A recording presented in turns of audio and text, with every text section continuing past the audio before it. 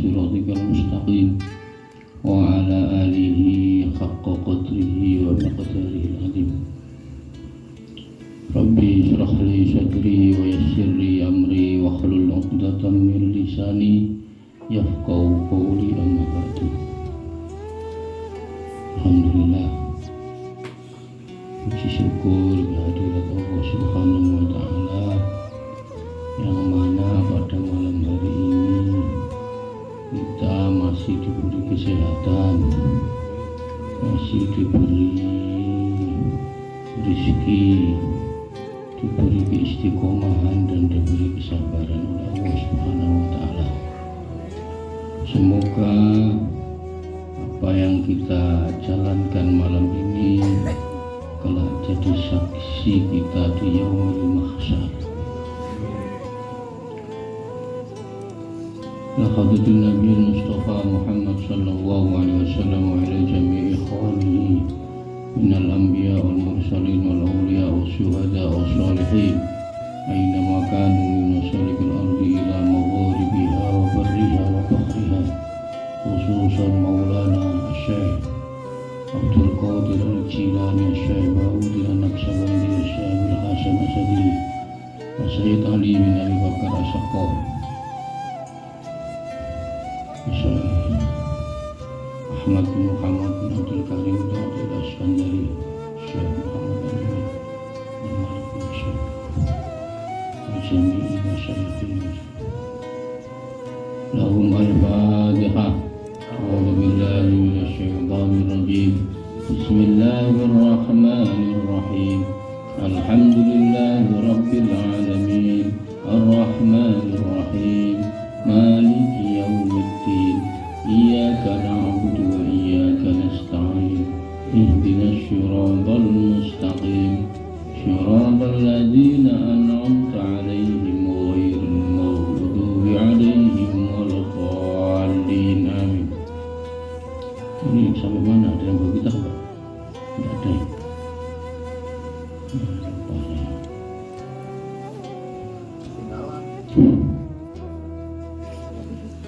Aduh, minim.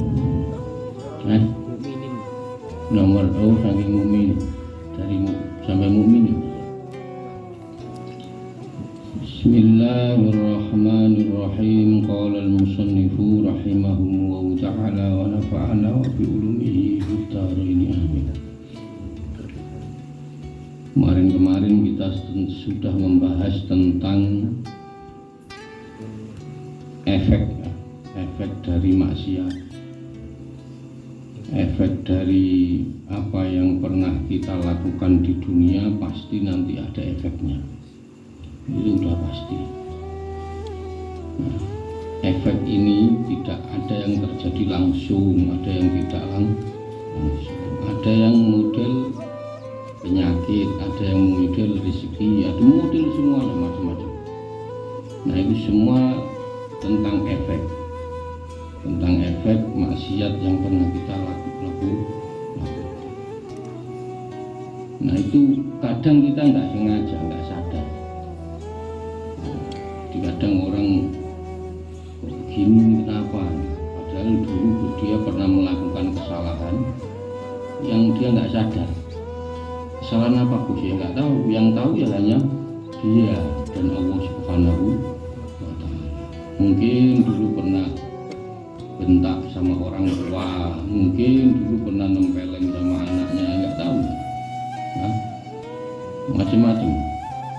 Mungkin dulu pernah ngomongin orang, mungkin dulu pernah macam-macam ya. Nah, itu pasti ada dampaknya, pasti ada efeknya. Maka ketika apa yang terjadi dalam diri kita itu jangan suka nyalain orang, karena pasti itu dari diri kita sendiri. Maka di sini ada namanya muhasabah, introspeksi. Jangan suka nyalain.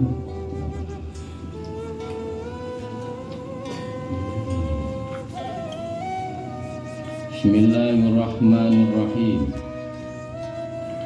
Idza qila laka minal mu'min Idza qila ketika dikatakan laka kepadamu man utawi wong iku al mukminu mukmin. Ketika Anda ditanya sama orang mukmin itu orang yang bagaimana? Kalau Islam sudah jelas ya, kalau Islam itu pokoknya kalau sampean sholat, sampean puasa, sampean zakat, sampean haji Islam. Puasa saja enggak sholat juga tidak Islam. Sholat saja enggak puasa tidak Islam. Berarti kalau Islam ya semuanya. Tapi kalau zakat ada syaratnya, kalau haji juga ada, puasa juga sama. Kalau sampean enggak mampu ya enggak usah puasa. Berarti bisa jadi yang wajib itu cuma sholat.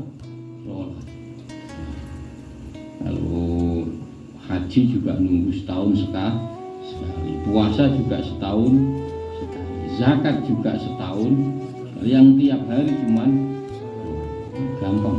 Jadi orang Islam itu gampang.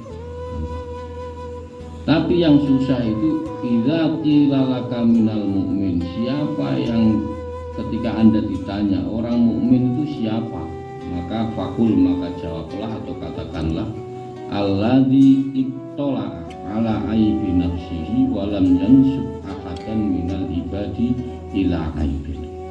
Nah, ketika Anda ditanya ya orang mukmin itu yang bagaimana, maka jawab orang mukmin yaitu orang yang melihat aibnya sendiri,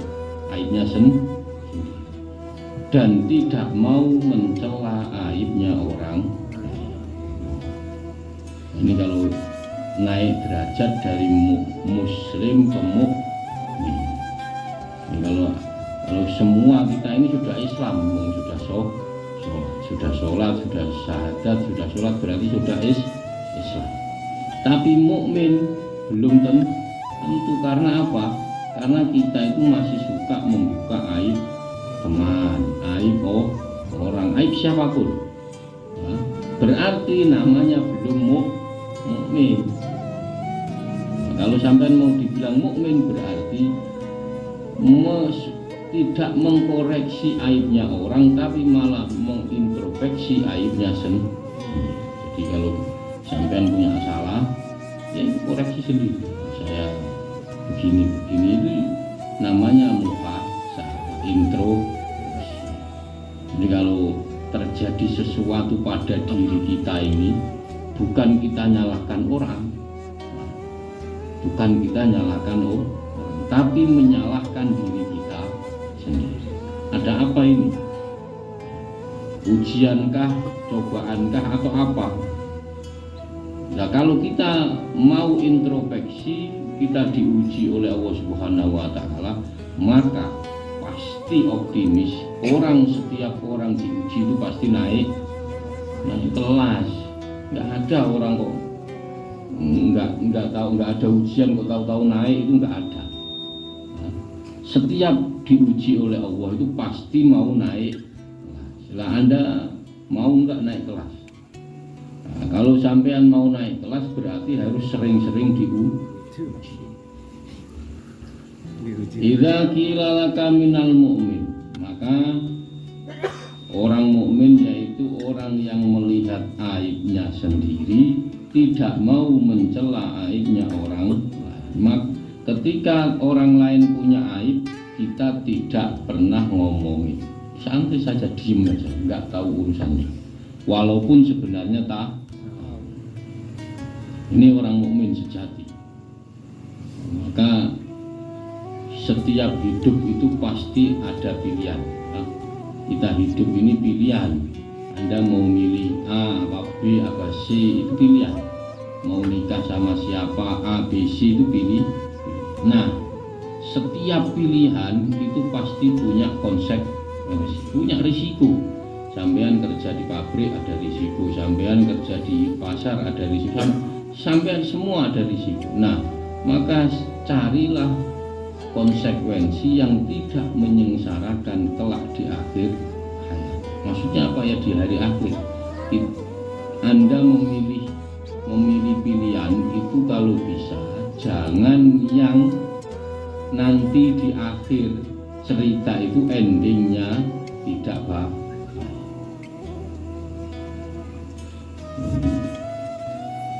Dan Anda boleh memilih es teh apa es cendol, semuanya Anda boleh pilih. Yang penting endingnya ketika setelah Anda minum es itu Anda tidak mabuk, tidak beliung, tidak macam-macam. Kalau Anda sadar punya darah tinggi ya jangan makan es durian atau es apa. Berarti sampean tahu, tapi sebenarnya Anda tahu, sebenarnya sudah tahu. Wa idza qila laka minal madkhul. Ini yang tadi ketika siapa orang mukmin itu? Orang mukmin itu orang yang melihat aibnya sendiri dan tidak mencela aibnya orang. Wa idza qila laka man madkhul. Terus ketika dikatakan kepadamu man madkhul, siapa orang yang hina? Fakul, maka katakanlah alladzi yansyubul al ibadah ilal aibi wa yubri'u nafsahu min. Nah, siapa orang yang paling hina atau orang yang hina? Maka jawablah, orang yang hina itu orang yang mencela aibnya orang lain dan membiarkan aibnya sendiri. Ada orang lain suka ngerokok, diomongin orang rokok bro, ternyata dia ngerokok sendiri. Ada orang lain macam-macam, pokoknya sukanya mencela aibnya orang tapi tidak mau mencela aibnya. Nah ini orang yang paling hina. Jadi merasa dia itu tidak pernah punya salah.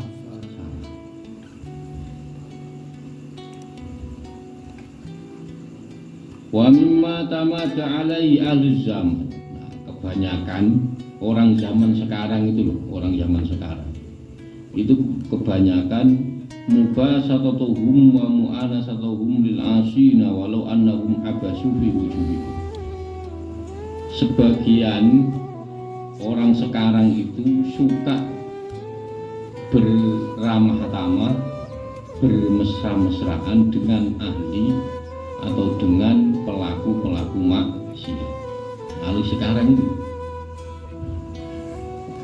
sebenarnya ini boleh dilakukan, tapi harus lihat makom. Maksudnya lihat apa namanya? Kalau Anda tidak kuat melihat orang rokokan, ya jangan kumpul orang rokokan. Pasti Anda ikut rokok. Nah, kecuali Anda sudah siap kumpul orang, ini ada gerombolan pencuri semua. Anda kumpul kok nggak ikut mencuri, nggak apa-apa. Nah, tapi kalau sampean tahu kalau ini gerombolan pencuri, sampean ketika masuk pasti ikut mencuri, maka jangan.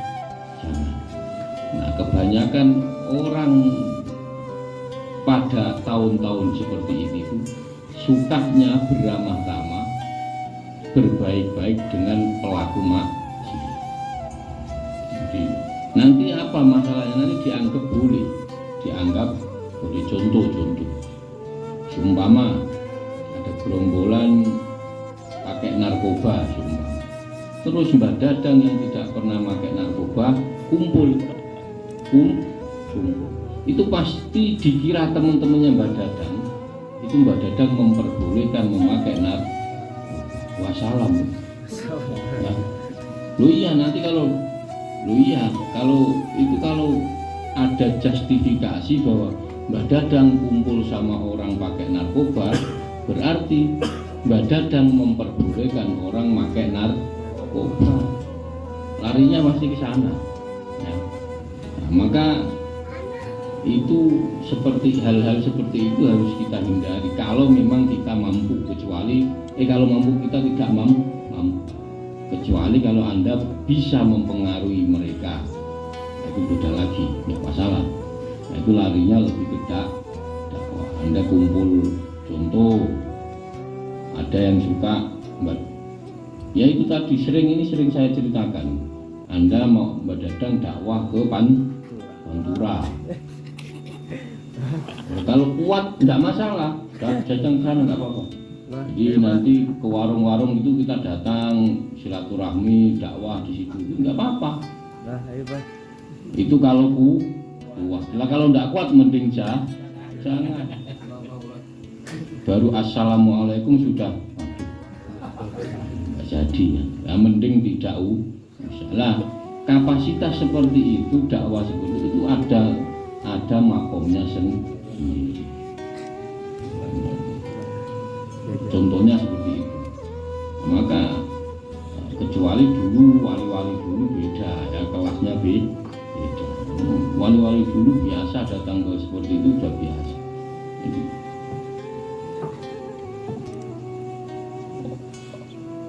Fi wujuhin, seandainya sampean ini kumpul orang pelaku maksiat, semua ada orang pakai narkoba, minimal kalau sampean tidak bisa melarang, itu minimal pasang wajah tidak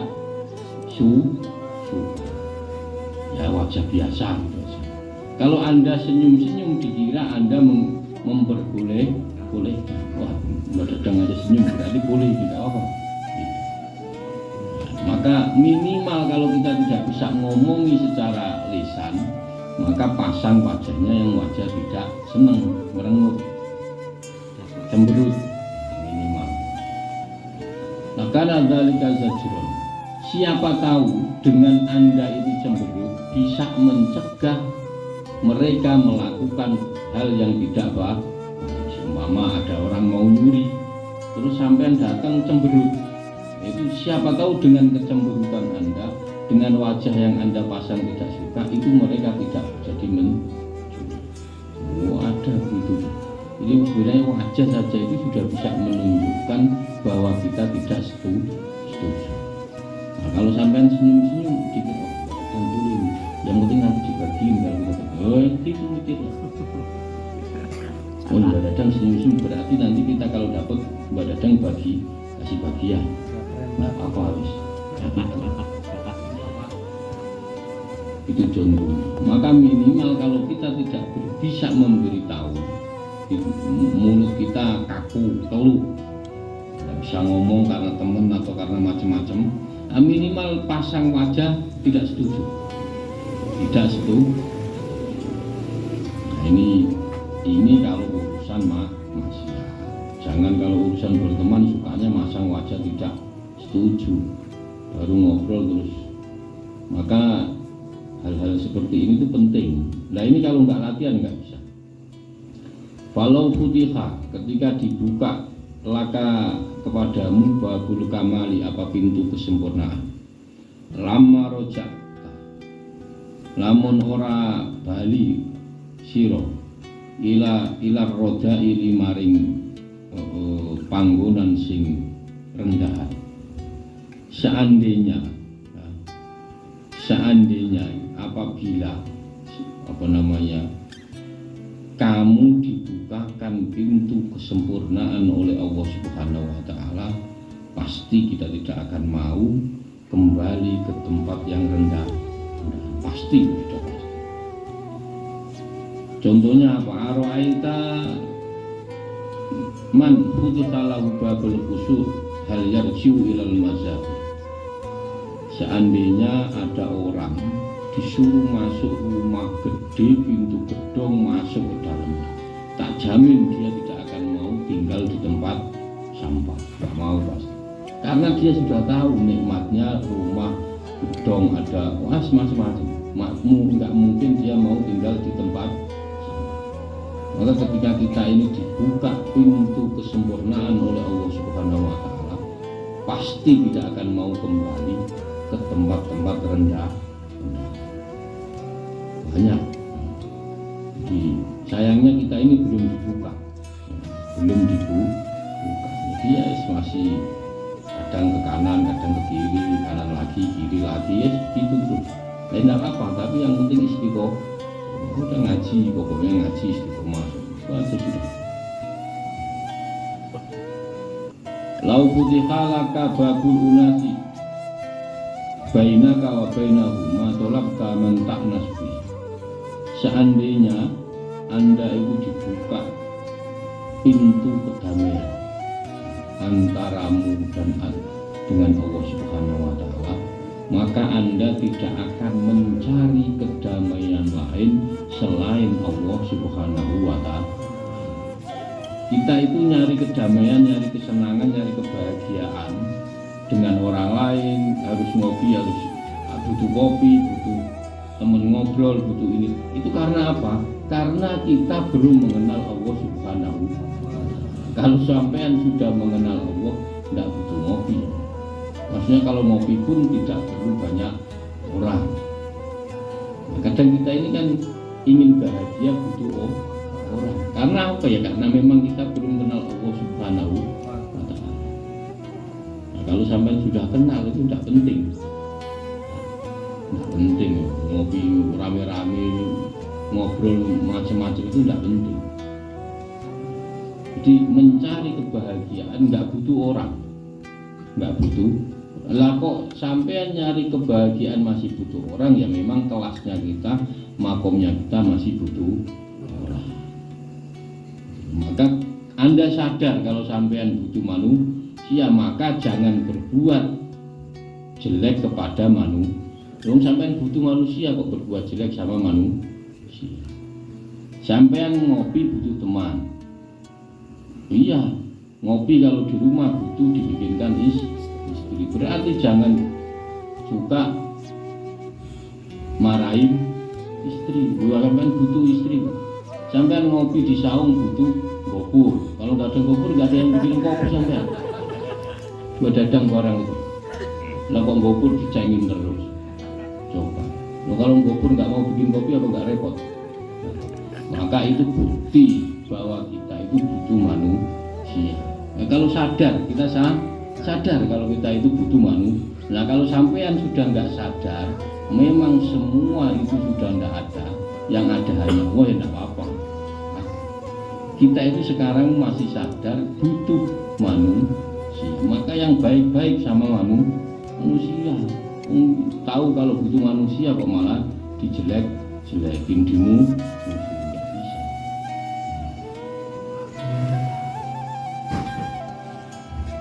Walau putiha, maka lau ikhtaroka lirububiyati ma kotok tahu anhu lau harumta alaihi wa roma kalibun. Sudah, maka sebenarnya kita ini sudah tahu makom kita, kan sudah tahu nih makom kita ini. Apa makom kita ini? Sampean di rumah, kalau di rumah butuh istri, kita kalau ngopi, makan, nyediain itu butuh manusia. Sampean keluar mau ngopi butuh orang, mau kerja butuh teman, mau apapun itu. Nah, ternyata Anda mau beli rokok itu berarti butuh yang jual rokok. Kalau sampean butuh rokok, ternyata nggak ada yang jual, mau ngapain ya?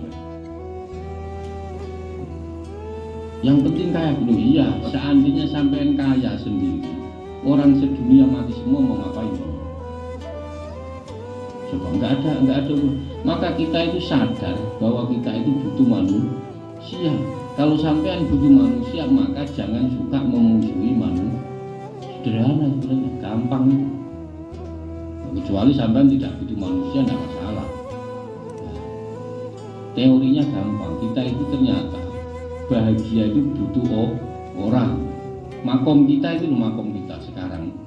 Sampean ngopi butuh teman, butuh ngobrol, butuh teman, macam-macam. Nah, kecuali sampean sudah nggak butuh semua. Sudah nggak butuh semua. Maksudnya nggak butuh itu terus nggak mau kumpul, enggak. Adanya gopur nggak ada itu nggak penting. Adanya sedang musim apa enggak itu nggak penting. Nah, kecuali sampean makomnya sudah sampai sana. Nah, kita ini kan masih menganggap gopur ini penting. Bikin kopi, belum nikah, itu kan penting. Iya, kalau sudah nikah berarti gopur nggak bisa bikinin kopi ibadah.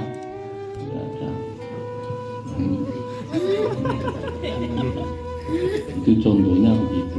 Maka sampean sadar kalau kita ini masih butuh manusia, maka jangan suka memusuhi manusia. Sederhana.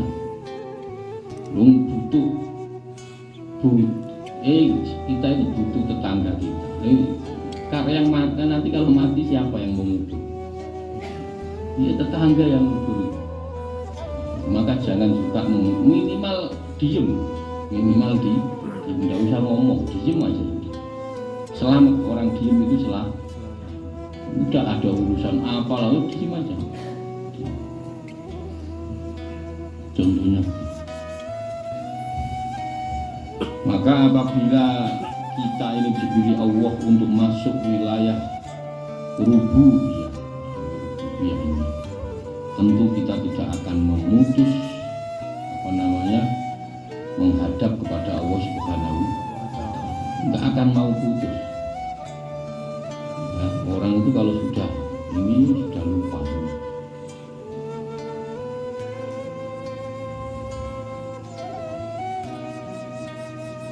Kalau seandainya kita ini ya termasuk orang yang paling mulia kita itu ada sebabnya apa enggak? Ada. Karena apa? Karena kita makhluknya Allah Subhanahu, itu sudah mulia. Maka katanya Sayyidina Ali itu begini, kafani isa ayyakuna jadi cukup bagiku jadi hambamu.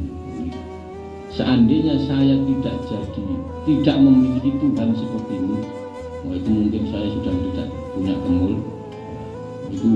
Itu istilah tasawuf yang paling tinggi. Jadi cukup bagiku punya Tuhan seperti maksudnya seperti Allah Subhanahu, atau cukup bagiku menjadi hamba.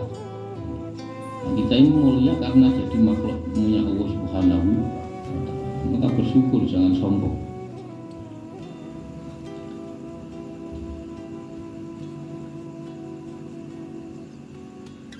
Idza azal mongko ing dalem nalikane dislametake angkasane sira mahabbatul makhlukin dari demen cinta kepada makhluk, fafrah mongko bunga sira fahada min inayati bika. Seandainya Anda itu diselamatkan untuk tidak apabila kamu diselamatkan dengan cinta, dari cinta bukan dengan itu kepada manusia. Ini seumpama sekarang kita ini masih suka sama makhluk. Suka sama makhluk itu apa? Kalau ketemu A punya harapan dari A, kalau ketemu B punya harapan dari B, kalau ketemu C punya harapan dari C. Banyak kita ini. Kita di sini tahu-tahu ketemu orang, wah siapa tahu, nah ini harapan. Ya padahal semua itu harapan itu palsu semua, palsu.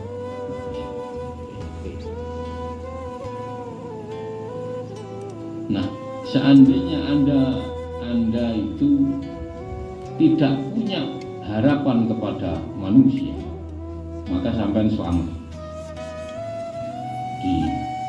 Ketemu A ya santai saja, ketemu B ya biasa, ketemu C ya biasa. Nah itu yang tahu ya cuma kita, di hati kita, ya, yang merasakan cuma di hati. Maka jika Anda diselamatkan dari cinta makhluk, tentu Anda akan senang, karena Anda sudah tidak mencintai makhluk, Anda akan mencintai Allah Subhanahu wa Ta'ala. Karena kita semua ini termasuk orang yang diperhatikan atau diselamatkan oleh Allah Subhanahu wa Ta'ala. Maka kata Sayyidina Ali, ternyata setelah saya hidup lama ini paling pedih itu cuma satu. Apa? Ya Ali kata, yaitu berharap kepada manusia. Berharap kepada manusia. Dia itu punya harapan kok sampean jaga. Dia sendiri itu punya harapan. Kok sampean harapkan, kan lucu. Contoh, sampean takut sama jenderal. Jenderal sendiri aja punya rasa takut kok sampean tak. Mestinya sampean takut kepada RT umpama ini. Lu RT sendiri aja punya rasa takut. Sampean takut sama polisi, dan polisi sendiri saja punya rasa takut. Sampean takut sama preman sendiri juga punya rasa. Kok sampean takutkan, bukan aneh.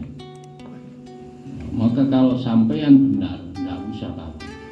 Kalau sampean benar ya. Itu contohnya kayak tadi. Maka kita itu paling pedih itu punya harapan pada manusia. Dia itu juga sama-sama punya harapan. Contoh, Mbak Dadang ketemu ayah, seneng, wah siapa tahu ada Mbak Dadang. Ternyata padahal Mbak Dadang sendiri itu mengharapkan ayah, kan lucu gitu kan. Apa namanya, Pak jenggot-jenggot. Sama-sama punya harap, loh iya kan lucu. Gitu. Itu contohnya begitu. Maka terus gimana ya, sesama kita ini yang penting saling berlomba-lomba berbuat baik, itu aja intinya. Harapan nggak usah terlalu dipikir. Apa yang bisa kita lakukan untuk berbuat baik, ya itu aja sudah. Nggak usah mikir nanti ini ada Mbak Dadang dibeliin rokok. Padahal Mbak Dadang juga nunggu ngerokok. Ya kan lucu. Lucu. Wah ini kalau Mbak Dadang datang pasti diberikan rokok. Ternyata Mbak Dadang datang, rokoknya kok nggak ada, sama-sama mengharap. Nah, itu pedih rasanya. Sakit, pahit. Ruwet. Angel. Itu contohnya begitu.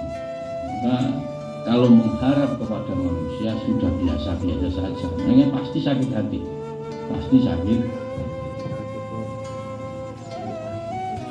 Wala takun maksiat illa wa dhulla ma'ahu, maka wala takun mongko ora ono apa al maksiat illa kecuali wa dhulla, apa namanya, hina. Itu sudah ya, maksiat itu sudah. Maka semua di dunia ini semua baik, apapun itu baik. Yang tidak baik cuma satu, apa itu? Berbuat maksiat. Itu sudah. Semuanya bagus, sampai mau ngopi, mau rokokan, mau ketawa, mau macam-macam, yang penting nggak maksiat. Itu aja sudah. Sampai mau sholat jam 1 atau jam 2 terserah. Sholat duhur, mau jam 1, jam 2, jam terserah, nggak masalah. Yang penting sampai mau sholat maghrib jam setengah 7, jam 6, jam 6 lebih seperempat, nggak apa-apa, pilih terserah. Sampai mau sholat isya jam 7, jam 8, jam 4 setengah, terserah. Yang penting yang jelek itu cuma satu, Anda tidak itu aja. Sekarang kan sukanya nanya begitu, ini pakai apa, sholatnya jam berapa Gus, ini jilbabnya kayak gitu. Enggak, udah yang penting sampai pakai jilbab. Mau jilbabnya terserah. Nah, Gus ini enak, enggak, udah yang penting satu tidak itu aja. Garisnya itu. Ya, karena sekarang itu banyak kayak gitu. Sholat jam 3, jam ini. Enggak, sholat itu jam berapapun, yang penting sampean sholat jam berapapun. Lebih baik kalau memang mampu bisa berjamaah, itu aja. Nah kalau sampai nanti tak suruh sholat, pokoknya maghrib sholat jam lain, sampai bosen nanti. Subuh jam sekian, bosen sampai. Pokoknya terserah, sampai mau milih sholat jam berapapun, yang penting. Kalla faqad rotaba aw izza ma'at.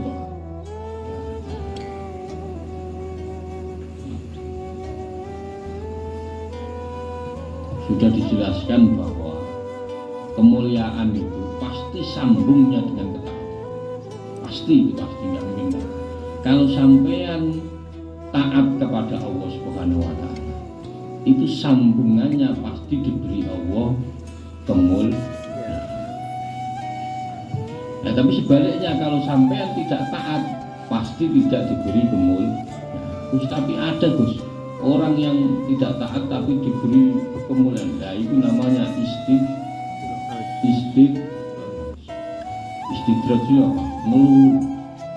Ngolok, bombong, ngungkung. Nah, apa itu namanya nggak tahu.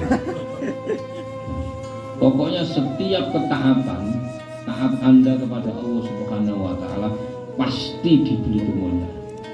Kemuliaan itu bisa jadi Anda diberi rezeki yang berlimpah, bisa jadi Anda diberi ilmu yang manfaat, bisa jadi anak Anda soleh, bisa jadi anak Anda macam-macam. Nah, maka taat ini ya pasti, bukan insya Allah lagi, pasti. Kalau sampean taat pasti ada kemuliaan.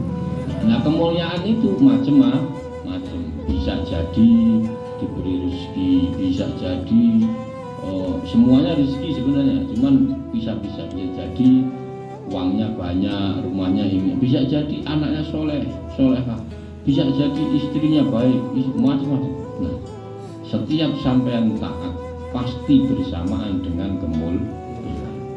Wadulu alal mailah, setiap kemaksiatan itu pasti bersamaan dengan kehinaan. Ini sudah pasti, bukan insya Allah, pasti. Sudah pasti. Maka kalau sampean berbuat maksiat, di situ pasti ada kehinaan, ada kegelapan yang masuk. Itu pasti. Maka kalau sampean pengen mendapat kemuliaan itu banyak. Bisa jadi rezeki berkah, bisa jadi anak yang solehah, bisa jadi istrinya solehah, suaminya soleh, macam-macam. Bisa jadi orang baru ketemu langsung seneng. Aja.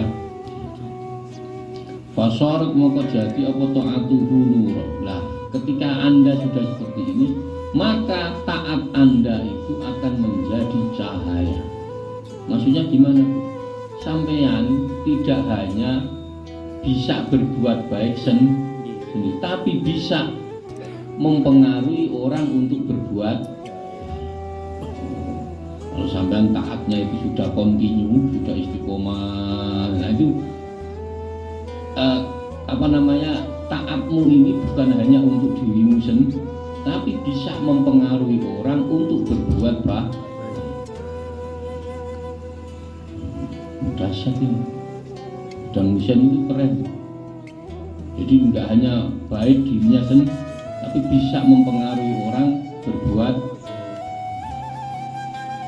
Susah itu. Nah, kalau sampean sudah bisa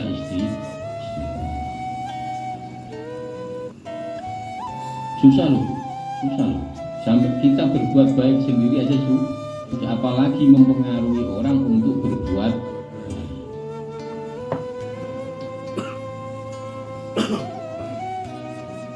Ini udah setengah 11, jangan serius.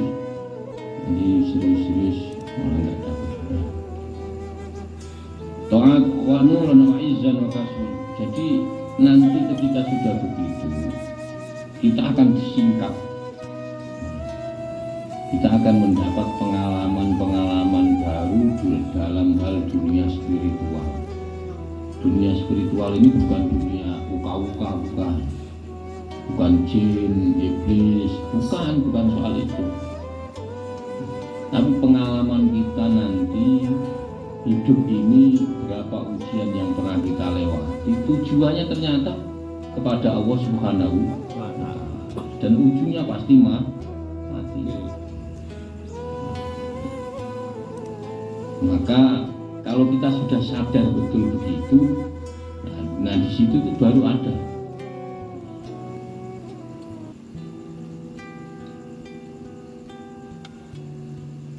Ini sampean hijabnya akan dibuka semua, akan bisa menyaksikan langsung. Sampean jadi bisa malaikat raqib atid itu pas ketika nyatet sampean itu, kalau sampean sudah tersingkap terbuka hijabnya, itu sampean bisa negur. Kalau nulis yang baik itu bisa begitu sampean. Kalau sampean sudah sekarang ini kan sampean nggak tahu masalahnya. Maka kalau Mbak Dadang kalau pas melakukan sesuatu yang jelek, yang kiri digini terus biar pas nulis malaikatnya kecoret. Tapi pas melakukan baik disemajang. Nah itu juga trik ya, trik. Wadidduhal maksiatu wa dzulmun wa sama. Ketika sampean melakukan maksiat, sebaliknya ya Anda kegelapan akan bersama Anda, kehinaan akan bersama, dan Anda akan tertutup dari Allah Subhanahu wa Ta'ala, tambah jauh. Maka ini tadi sudah semua baik, semua itu baik. Sampai melakukan apa saja Pak, yang penting tidak itu aja. Kuncinya cuma itu. Nah, maksiat itu macam-macam. Ada maksiat mata, ada maksiat kuping, ada maksiat mulut, ada maksiat hidung, ada maksiat macam-macam. Nah, kadang mulutnya baik, sudah nggak mau ngomongin orang, tapi ternyata kupingnya masih suka dengerin sesuatu yang jelek. Kadang mulutnya, kupingnya sudah baik, tapi matanya masih suka lirik-lirikan. Susah, jangan kira susah. Mulutnya, matanya, hidungnya, kupingnya baik semua, tapi kakinya menuju ke tidak baik. Sama saja.